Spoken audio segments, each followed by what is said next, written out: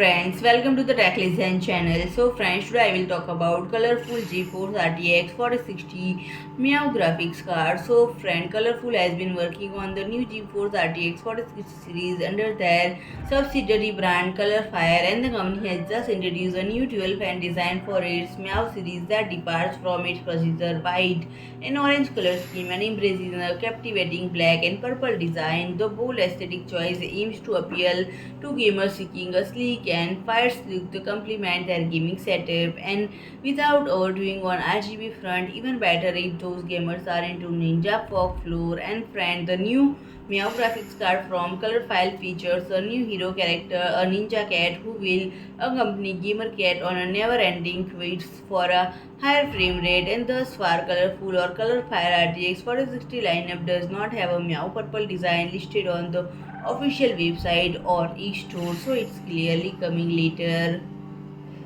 And in terms of specification, both cards feature NVIDIA reference clock and one 8-pin power connector. The RTX 4060 non-TI SKU will be the first card to feature the Meow purple design in the series, while orange version has already been deployed for RTX 4070 and RTX 4060 Ti models.